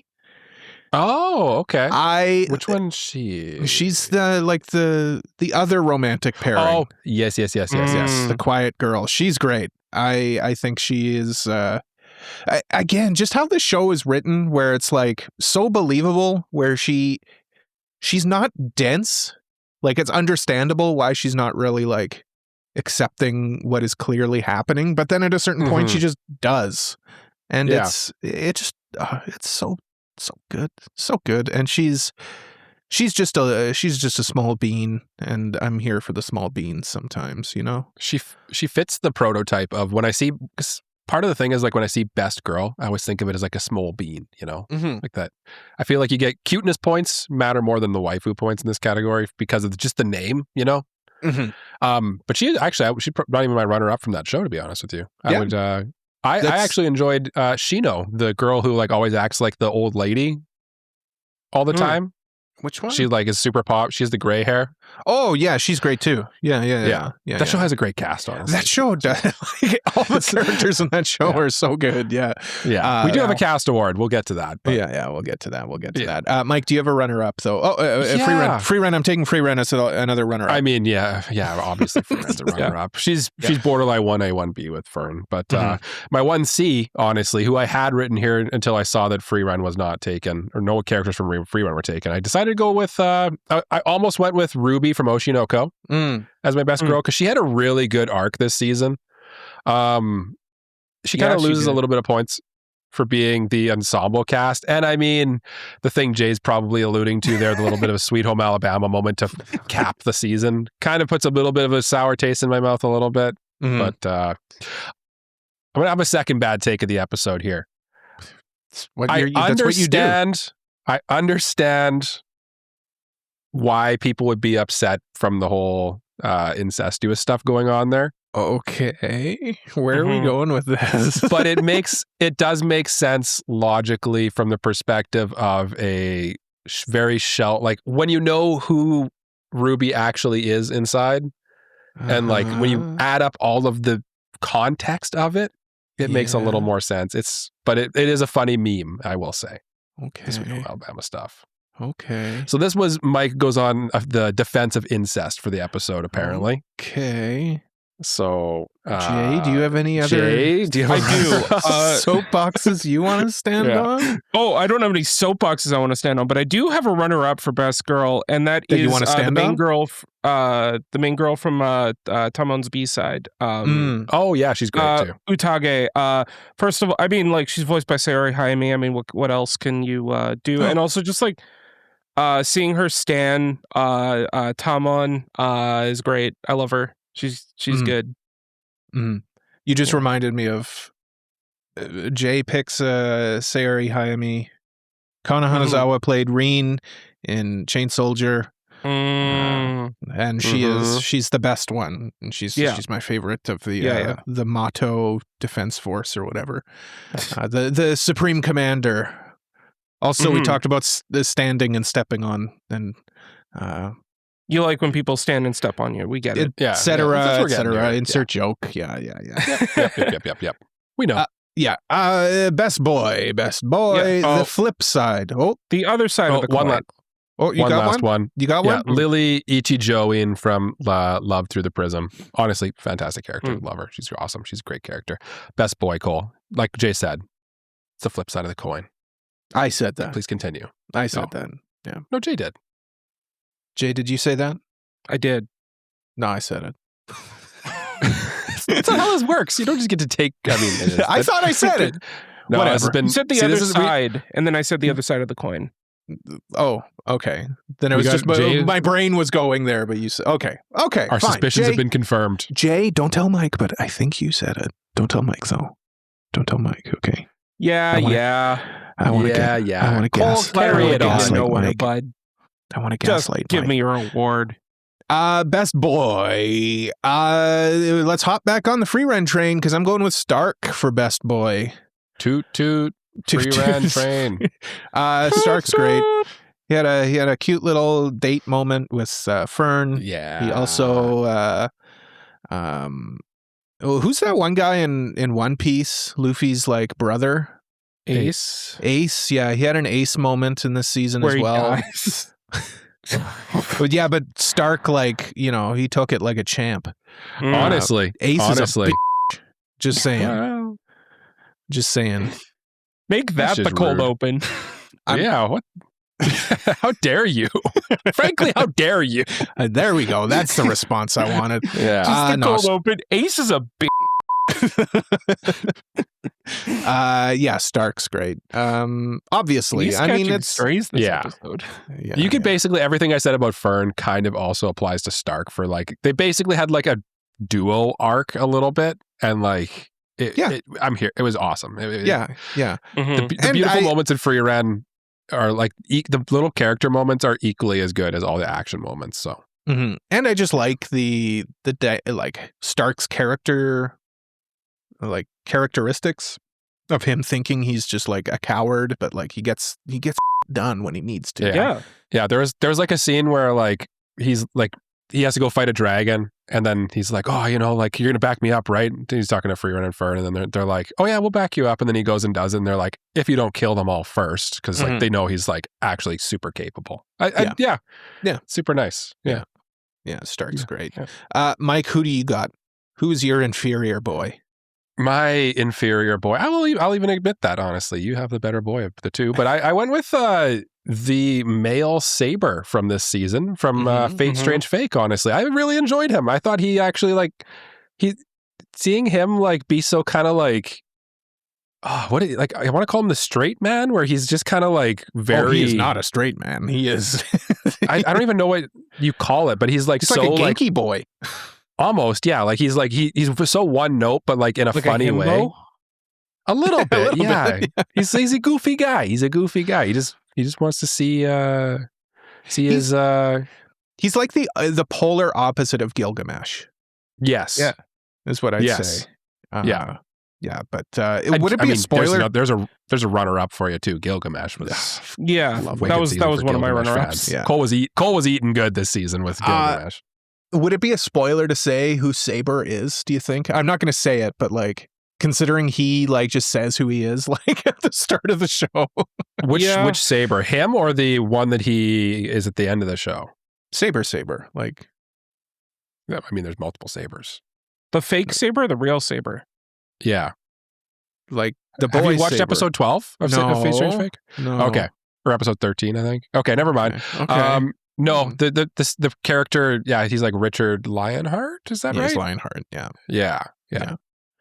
He's got a cool Noble Phantasm too. He does. Yeah. Every time, honestly, he lit up the screen. He honestly, his master was kind of a one, like not as interesting. I liked her. And she was okay, but I think he made up for her where she lacked a little bit. I liked her voice. Is she the voice actor you like? Is that Kana Hanazawa? Yeah, it's Kana Hanazawa. Oh, okay. Yeah, there we go. That's why. There it is. But we've gushed about Fate. But what's Jay fated to take for his best boy this season? Look, my best boy is kind of a personal one, but at the same time, like, I feel like by the time the year ends and he's on that awards sheet, people will be agreeing with me. I'm taking Gyro Zappelli from Steel Ball Run. It's not a real person. Yes, that's a pizza topping. That's a pizza place down the street. Gyro Zappelli is the Gyro Zappelli. I'll take one large Gyro Zappelli. He's the Joe Bro of the season. Yeah, I know. Yeah, he's the one everyone says is the best. He's the best character in JoJo's period. Like not just this part, but like the entirety of the franchise. He's so charismatic. Has such a cool design. His power is really cool. I love how like I like kind of a tangent here, but I love how Araki kind of reinvented Hamon in this part. Just like Gyro's the best. Mm-hmm. I'll take your word for it. I love a Zappelli pizza though. They make a good pie. They make Zappelli pizza. I'll take the Gyro from Zappelli's. They make down the street. They make a mean pizza pie. I do hope for your sake that they're a police. Yeah, I am a JoJo's guy. I haven't got to Steel Ball Run yet, so I hope to by the time that the episode 2 airs sometime later this year. Unannounced date. Mm-hmm. The current rumor is it's going to be 11 episodes, but maybe 50-minute episodes each, running for 5 years. I don't know. One releasing each season. Is this? I don't know. Fate Strange. We just gushed about Fate Strange Fake. They took a year between, so who knows? Runners up, obviously Gilgamesh. We talked about that. Yeah, obviously. Gilgamesh is great. I love to see him. I love to hear him laugh.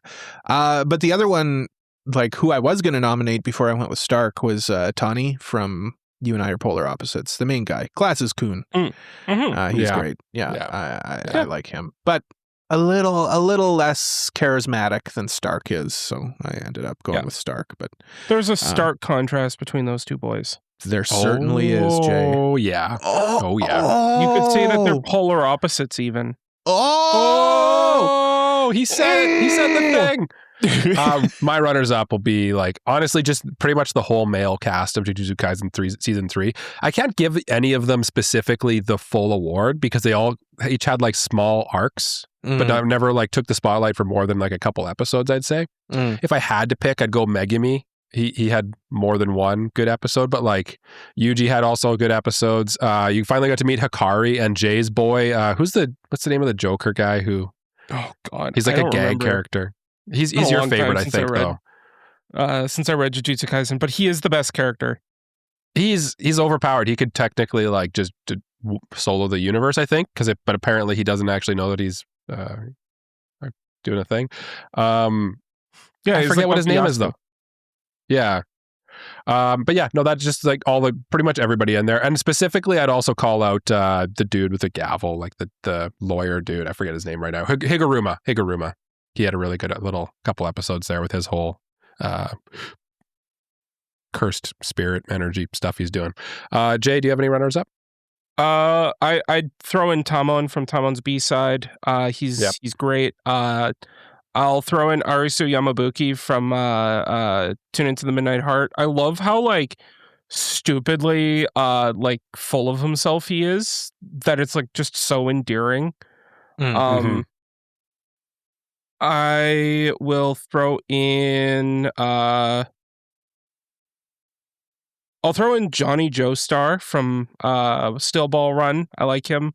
Okay. But not enough to give him a full like full-throated award. Support. Yeah. I like Caster from Fate Strange Fake. He's kind of like L. You remind me a little bit of L. Oh yeah. Which one's Caster? Which one's Caster? The one that was that had the police chief as the master. The weird teeth guy. Oh yeah, the weird teeth guy. Yeah. Mm-hmm.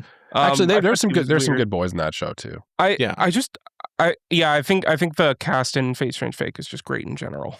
Yeah. We'll get to in general, honestly. God, Jay with the segues. Our next category is Best Cast. Cast. For me, it was another easy one. I just had such a good time watching this show. You and I are polar opposites. The dynamics between all the characters is great. Our main characters, like, they are our main characters, but like they kind of share the lead with everybody. It sort of did the Horimiya thing. Yeah, but well. Better. Yeah, honestly. Yeah. I'm a Horimiya fan. Don't get me wrong. The anime, yeah. Talking about the anime. Yeah. Haven't read the manga, but it's the cast in it. It is the definition of an ensemble show, and it's just great. I love everyone in that cast. Like, there isn't a character there who I'm like, No, I agree with you 100%.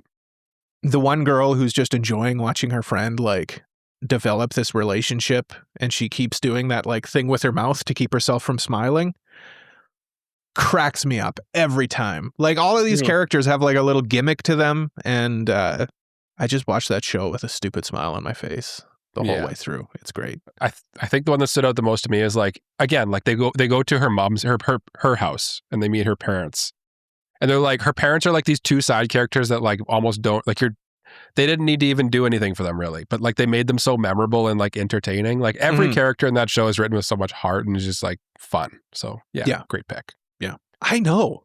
Yeah. That's why it's number one. Yeah. Who are you? What show are you going to tell me that has a good cast? Well, it'd be hell if I went anywhere other than this. So, the show I'm going to give it to is Hell's Paradise Season 2. People kind of describe it as like the You and I Are Polar Opposites of like the shonen battle anime world. No one's ever said that. Like, who said that? No one's ever said that. But like kind of from the aspect that it has like a really, it's honestly like none of the single characters stand out that much. It really is an ensemble cast show. Mhm. And like this season has been like basically they'll focus on a couple characters taking on one of the big bad guys there for like a couple episodes and then move on to the next one. And like they kind of like learn about themselves and their powers and all this stuff. And it's very interesting. And every character kind of stands on their own, and you don't like their borderline isn't like when you guys aren't Hell's Paradise fans, so when you think of it, the little bit you do know, you probably think of the main character being the little gray haired dude and the girl, right? Yeah. But like they're barely in this season at all, honestly. Mm-hmm. And like it just from an ensemble cast standpoint, it was very entertaining, and that's why it's my cast of the season. Yeah, Jay, very good. My best cast of the season. I kind of spoiled it, but my best cast is Fate Strange Fake. Three great picks, honestly. Yeah. Ryogo Narita is a master of just like taking ensemble casts and writing like different points of view to make a larger whole and a bigger world around it. And that's just kind of what Fate is in general, with like every single mage going after the Holy Grail in their own different like part of wherever they are. It's normally in Japan, but here it's in America. And like sometimes they'll meet up and clash, but like other times it'll be like something's going on over here, and then like over there there's like something else going on. And he does a great job of making every single faction in quotes likable and easy to follow. Yeah, the best way to put this is Gilgamesh is one of the most iconic characters in Fate, and he's not even like the protagonist. There's like not really like a main character in that show even. Not really. Like I'd say like the Saber and Master Duo are like the characters that like try to make it easier for the audience to like root for and follow, but like there's no real like main character. The percentage of screen time that they get is like way less than you would see in like any other ensemble cast is what I mean. Like they're clearly the mains, but it's basically what I was saying about Hell's Paradise Season 2, where it's like they are kind of the mains on paper, but like when you watch Fate, like they're basically like get as much screen time as everybody else. Mm-hmm. Yeah. Runners up. Obviously, Frieren. Great cast. I mean, it's kind of crazy that we didn't pick Frieren. Side characters. You know what's crazy? You didn't pick Jujutsu Kaisen. That's crazy, considering the. Actually, that's true too. Yeah. So that's your runner up. I'm going to say Jujutsu Kaisen's one of my runners up. I thought they did a great job of balancing the different characters in it. Yeah. You know, nobody really like everybody shared screen time in that show. It's great. It's good. Yeah, it's a good show. Yeah, really good show. Honestly, JJK does have that's probably the thing it does best is by having like a very interesting cast with like the characters that all have kind of unique powers that you like. You find their abilities interesting to learn about, as well as their like personality quirks, and they don't really overstay their welcome either a lot of the time. So yeah. Do you have any runners up though, other than that one that I took from you? You took that one from me. I'll also throw out Oshi no Ko season 3, just because the whole cast of Oshi no Ko is like so well written and like voice acted and everything that like they all feel like very compelling characters. And again, like I just went on a big step stool rant about the whole incest thing being a meme and all that blah blah blah, and it is weird, don't get me wrong, but like Mike's here for it. I guess I'm here for it. I guess so. But like they have enough like the cast is so well built and constructed that like even the side characters, like the person who manages their agency, who's basically like a full-on side character, they have small roles in it. They have like a nice little arc in the show too, where like everything fills out, and it's nice to see that they pay attention to the side characters. And Jay, you're certainly not a side character, but do you have any backup cast picks? My backup, I'd probably say just the cast of Steel Ball Run. Like just watching the episode today reminded me of all the like weird crazy characters that are in this show. Like, there's obviously Johnny Joestar and Gyro Zappelli, who I love, but like, there's Sandman, who like everyone else is on horseback and he just runs. He's just a guy on foot. He's just trying to get Spider-Man. God, I love JoJo's. There's a guy who's like his name is Poco Loco, and his whole thing is he's super lucky. Like it's JoJo's. You gotta watch it. It's so yeah. There's Diego Brando and Abdul, who's on a camel. Like just so many ridiculous characters, and yeah, it's wacky and it's fun, and I love it. Would you guys recommend this show? Would you guys recommend that people watch this show? Yes. I don't know yet. I'm still on part 6. So okay. Well, I will not be watching it then. We know. We know. That's a fun bit that we've got going here. You know, it's fun. Hey, most fun anime. The most fun anime of the season. So this was just a show that you just had a good time watching. Maybe it wasn't the best show. Maybe it was just funny or entertaining for whatever reason. But for me, I'm going with one of the better shows this season, I think. We can all agree to it. I'm going with you and I are polar opposites here. Mm-hmm. Again, just alluding to what I just said about when we last talked about it during the cast segment. I literally have a grin on my face the whole time I watch it. Like, I'm not being hyperbolic. I sit there and I'm like, like I've just got a stupid dumb grin on my face while I watch this show. Oh, I believe you. Because there's always something going on. Yeah. There's always some cute thing going on, or some funny moment, or characters or subverting each other's expectations of each other. Like one of the characters is like, you know, you're acting more like a classmate. And there's like this pause where they think like it's going to be this dramatic thing. And then she just responds with, obviously, and she gets like mad at him a little bit.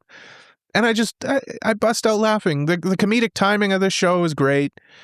The animation makes it fun too. And did you also watch an episode in Japan?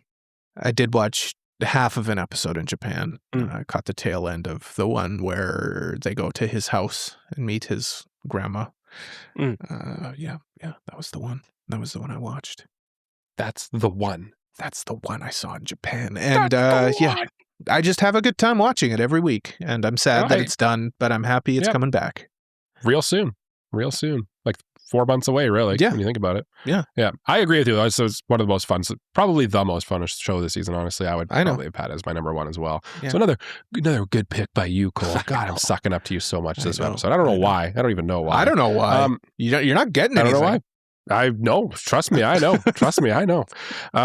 Fate Strange Fake would be my most fun show of the season, though, since that one was taken. I just think the concept, by kind of going this alternate, like fake Holy Grail War thing that they did, they sort of like took all of the stuff for Fate that for me that makes it not as fun, the seriousness of it a little bit. They kind of like cast that stuff aside and just decided to like, let's just do something different and kind of zany and like interesting and different, and you don't really need to know anything. Satirical adaptation of Fate.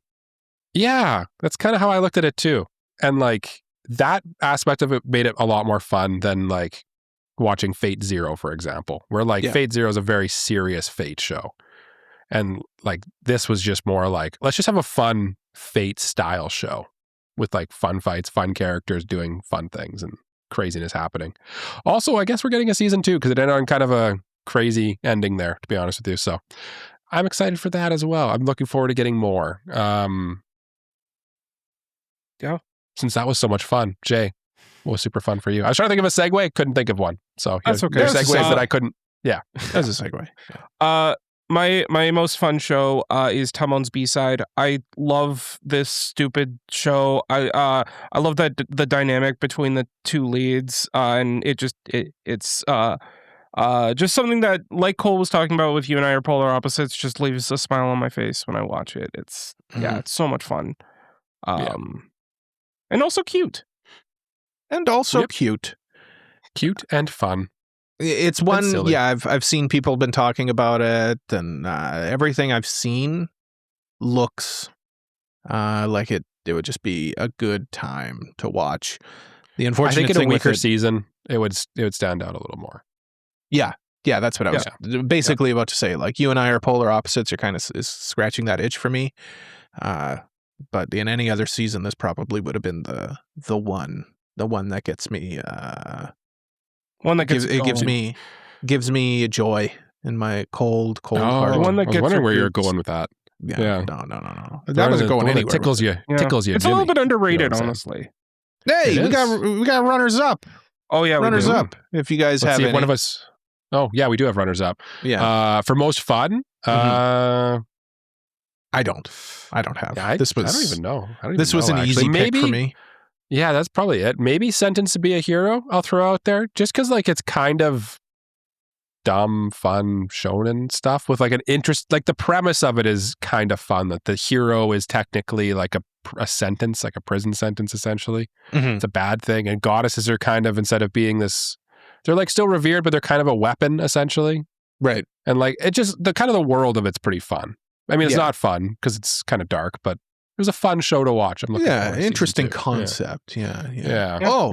Oh, I do have a runner up. Obviously, a fun show. Well, you skipped. Okay, Jay's turn. Jay, you go. Yeah. You go. Yeah. I mean, I'll throw out Steel Ball Run. I mean, JoJo's is just always it's a fun romp. Yeah. Oh, there was a JoJo season. This came out. Well, one episode. Didn't even One know. episode. Didn't even know. Why didn't anybody tell me? 1 hour long episode of JoJo. And then I'll also throw out You Can't Be in a Rom-Com with Your Childhood Friends, just because like it's just it's wacky. It makes no sense. Well, just tell each other. Someone's gonna feel something, and things are gonna happen if you just say something. But no one does. It's that show. Everyone's seen that show. Yeah, it's that show. It's that show. Chain Soldier was. Oh yeah. Yeah. Oh yeah. Just a stupid show. A lot of fun. Obviously, it's fun in multiple ways. Yeah, it is. And underrated show. Yeah. You know what you just reminded me of, Cole? You went with your like, this is the show I wear proudly on my chest, is my weird niche show that I watch, and MF Ghost season 3. Oh hell yeah, brother! Hell yeah, brother! It's the first time I'm bringing it up this episode, and it's a damn shame. That's how stacked this season is. Yeah. It's more MF Ghost. I thought you were going to say the one that you wear proudly on your chest is Oshi no Ko, and your weird stance on that one. I thought that's where you were going with that. Yeah, that too, I guess, apparently. And honestly, like JJK was more fun this season too, but it's always fun, so. Mike, I'm always going to, henceforth, I'm going to bug you about Oshi no Ko and your weird stance about it. Yeah. I've also heard the ending gets... You did this to yourself.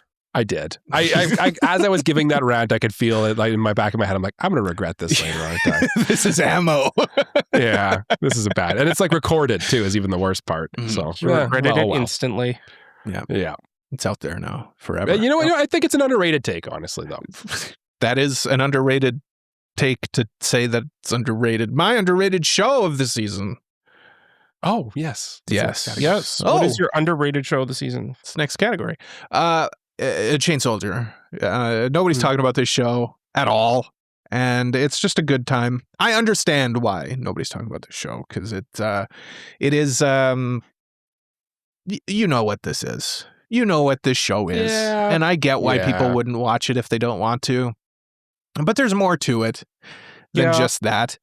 It's actually like a pretty engaging like story between these two factions, and like both factions are kind of low-key likable. Obviously one of them is like clearly evil, but like they're still fun though. Like the bad guys are still fun in the show. Mike, have you watched it? Do you know what I'm talking about? Yeah, I've watched it, and I'm current on the manga, so that tells you all you need to know. Yeah, like honestly, like the bad guys, like it's such a dumb show that like the bad guys aren't even really bad. Like they're bad guys, but like you're kind of like they're just other characters. Like if you're current on the manga, then you know about the whole arc where they're like Yuki is like kind of stuck with the bad guys. I love that arc because it was like great. They're just kind of hanging out. Yeah, and they're just like, oh, we actually kind of like we get like along. This Yuki guy. Yeah, all right. It's and I can see where it's going. I can see what it's doing, and I appreciate it, and it's fun. It's unabashed in what it is, and I appreciate that about it. And I appreciate that about it too. Yeah, it's a good show to look at, and it's a good show to look at, if you know what I mean. Yeah, it is. Yeah, it is. Mike, what's your underrated show? Well, I went with a show that's kind of like, some people say it's like the chain soldier of like the period piece set in London romantic shows. Love Through a Prism, I think, is an underrated show of the season. Yeah, I've heard people say that. Yeah, I know. Yeah, nobody said that. It's the same joke. I did the same joke twice. I've heard people say anyway, is it underrated? I feel like a little weird. I'm going to caveat this because it's currently sitting at an 84 on AniList. Okay, so it's people who watch it do enjoy it. It seems like, and I certainly enjoyed that. I've watched 9 episodes of it today. Mm-hmm. Today, because I couldn't stop because it was really good. And if you like romance and just like really like pretty romance with like interesting characters and stuff, like it is pretty damn good. The reason I bring it up is just because it's like not very popular at all. It's, to be clear, like I'm looking at the AniList right now. It's the number 3 highest rated ONA of 2026. Mm-hmm. But when I go to the popularity like rankings here, it's down by Kunan the Sorcerer Can See and the Darwin Incident. It's below Trigun Stargaze. Like it's way down there. Not a lot of people are watching this on Netflix. It's on Netflix. Go watch it. It's really good. You'll enjoy it. It looks really pretty. I'm curious about that one. I'm curious about that one for sure. I kind of knew it would be good though, and we all kind of knew it would be good. Yeah. So. Yeah. I'm happy it's getting its flowers from Michael here for underrated. Yeah, I have given it flowers, and then I'll take another flower and hand it over to my co-host Jay here to take us out of the last of our categorical awards before we get into the big picture stuff and tell us what is underrated. My award for most underrated goes to a shoujo romance. So we're kind of doubling up here, but this one is In the Clear Moonlit Dusk. I was catching up on the show a couple days ago, and it is a delight, honestly. It's like, does it do anything to like set itself apart from a lot of the other shoujo romance stuff that airs every season? Not really, but it just presents itself in a way that feels fun and nice. And I feel like if you like those shoujo romance things, this will be up your alley. I like fun and nice. I do like fun and nice and shoujo. Shazana will be very happy to hear this because she has been trying to get me to watch this show for multiple. She started it maybe a week ago, and she's been basically ranting about it every day. So, gets up in the morning, rolls over. She might literally be watching it right now. I think I hear it. So the last episode came out today, so that would make sense. That's probably what she's watching right now. Yeah. She might have to watch it again with you. We'll see. Yeah. Runners up. I'm gonna go with one. It's about competition. It's about people competing against each other to see who's the best at something. Okay. And this anime starts with an M, Mike. Okay. Medalist? Yeah. It's Medalist, yeah. Oh, it's Medalist. I was trying to like come up with a way to make Mike think I was. Some people say it's like the chain soldier of like the ice skating mentoring a young child to figure skate. Kind of. Kind of. No, it is very good. It's just unfortunate that it's on Disney Plus or Hulu or whatever the hell you people watch stuff on. But it's good. It's just well done. It's just a well done show about, like I said, about people competing against each other. Another great ensemble cast as well. Like you end up kind of being sympathetic with some of the other competitors other than our main girl there. Yeah, I have a good time watching that one. And everybody else should. Everyone should go watch it. That's my recommendation to everyone to not listen to. Yeah. You're recommending that? Okay, noted. Okay, I won't watch it then. I know. I won't watch it then either. I know. You guys do this all the time. I recommend stuff to you guys all the time, and you guys never watch it. Well, you guys don't even entertain the thought of it. At least I entertain the thought. Doesn't feel so good, does it? At least I think about it. I'm like, maybe I'll watch it. You guys just say. You guys say I recommend a show to these guys. I'm going to tell everybody now, and you guys. Okay, I'm putting you on blast. Let it spill. Spill what beans. show have you ever recommended to me? I recommend a show to these guys. I say, hey, Jay, hey, Mike, my good friends, you guys should watch this show. And you know what they say to me every time? They say, Cole, you can go fuck yourself. That's what they say to me every time. Dang it. Cole, he did out us, Jay. Name one show you've recommended to me. I don't think Cole's ever recommended a show to me. There's been so many shows, I can't even think of one right now. Mike, what's your runner-up here for underrated? My runner-up, as recommended to me by Cole, no, it wasn't. Is Trigun Stargaze, actually. Okay. Is one that we all, again, we went with the flop aspect of that one in the first round. Cole picked it as his flop of the season. And I kind of get why. But it's sitting at a 68 here or 6.8 on AniList. I don't think it's that bad. And it's it's low down here in the popularity rankings as well, too. I thought it was like fine. It's the finale to Trigun. I think if it wasn't full CG and also a remake of a beloved property that does things differently than what the old fans liked, I bet you'd probably be sitting at like a 77, you know? That's exactly why it's sitting so low. So, yeah. It's unfortunate. But it makes sense. I'd say don't let the score scare you away on that one. It's truly underrated, I would say. But is it the best thing I've ever seen? No, but it's underrated, I'd say. Jay? What's your runner-up? My runner-up is Journal with Witch. Honestly, if we're being honest, this is probably my pick, but there's a reason why I didn't give it that. Partially because I wanted to give some spotlight to another show. Because I've already given a ton of flowers to Journal with Witch, but also because I feel a little disingenuous doing it for something that I will award later. Oh, he's teasing. He's teasing. And what do we award next, Cole? What do we award next? Our next category is Best Continuing or Returning Anime. So this can be a show that's continuing from last season or just a returning, season 2, season 3. Give you one guess as to what I'm awarding Best Continuing Anime. Change Soldier. It's Frieren. It's Frieren. One Punch Man season 4. No, it's Frieren. There wasn't even a One Punch Man season 4 this season, Jay. And that's why this season's good. No, I mean, come on.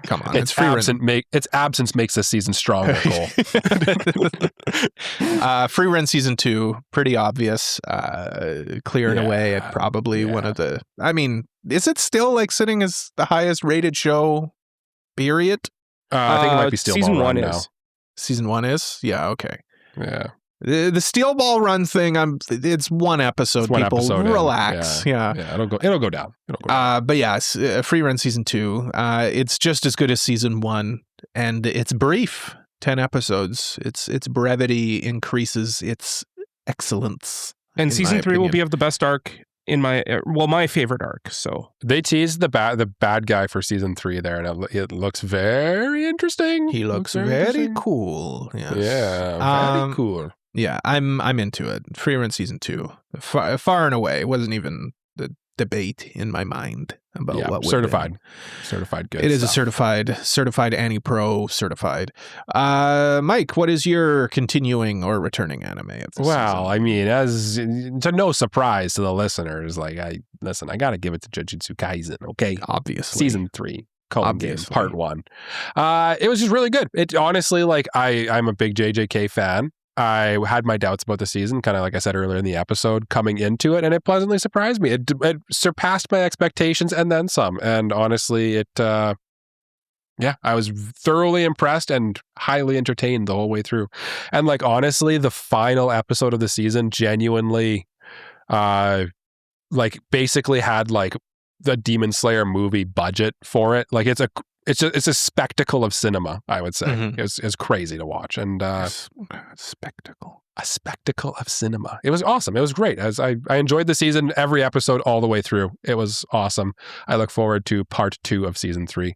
It's unfortunate that a lot of my favorite properties that MAPPA adapts tend to do the really long, weird, drawn out. Let's have season 3 part 2. The Culling Game's long. We're going to get 3 parts of the Culling Game. So we're going to have 3 parts of season 3. I don't like that. Stop that. I don't like that either. I don't know. Don't like that. It is what it does. It is what it does. And I don't know. I don't know what lesson they learned where they think that this is the move, but it's not the move. No one likes that. No one likes it, but they don't listen. They don't listen. But we do listen to what Jay's continuing/returning anime of the season is. Mm-hmm. Yeah. My continuing/returning anime of this season is Fate Strange Fake. It counts because there was a Prelude season that came out like 2 years ago, so it counts. Does that count if it's one episode? I don't know. I don't know. Yeah. Oh, okay. Then we got absolutely. episode 1 and episode 2, episode 1 like a year later, and then we got the rest. Okay. Yeah. Okay. All right. I'm paying attention to you, goofy viewers. Honestly, though, great pick though. It's one of the standout shows this season by far. Yeah. I think you could make an argument for either it's either a new show or a returning show, but I think it fits more the quantity of returning show to me because it's a Fate show. You know, it's a Fate show. There's I think like you can enjoy this show without watching other Fate stuff, but you get like the full experience out of this show when you're a Fate fan. Mm-hmm. I think so too. Yeah, the characters that you see in other Fate properties and stuff, and not even Fate properties. You get characters from other Type Moon stuff in this. It's classic Type Moon stuff. So. Do you? I don't know Type Moon that well. I'm not really a huge Fate guy. So you get you get a background character of somebody who's in Garden of Sinners. But she's in quite a few Type Moon stuff because she's like supposed to be like one of the most powerful entities in whatever the Type Moon universe is. Oh, interesting. Okay. Yeah. She was in the Heaven's Field movies too. I think. I'm gonna have to figure out who that is. Jay's thinking about it. I'll tell you when we're done. Yeah. Okay. Yeah. Also, there's a character who's literally named Sigma in it. Like that's pretty wicked. Sigma. Yeah. Sigma. Yeah. Sugma. Balls. Anyway. Did we do runners up for this one? I don't even know. I don't have a runner up. Like this was I'll throw out Hell's Paradise season 2 and Oshinoko. notes. Like I've said the whole episode basically. Just continue Steel Ball to Run. be stellar. Steel Ball Run. There you go. Yeah. Of course. Steel Ball Run. Yeah. Well, let's get down to this final award here with new anime. So this is an anime that started obviously this season that we think is worthy of new anime. Should also specify that at the end of the year, continuing anime and new anime get pulled together to vote for just anime of the year. Yeah. So my new anime of the season for this season is You and I Are Polar Opposites. Once again, just had a blast watching this one. It's so well done from animation to storytelling to characters to voice acting to if I could give an award, if there was a category for best gremlin in a television program, this would also get that because Suzuki is the best gremlin since the movie Gremlins 2, which was the last Gremlins movie.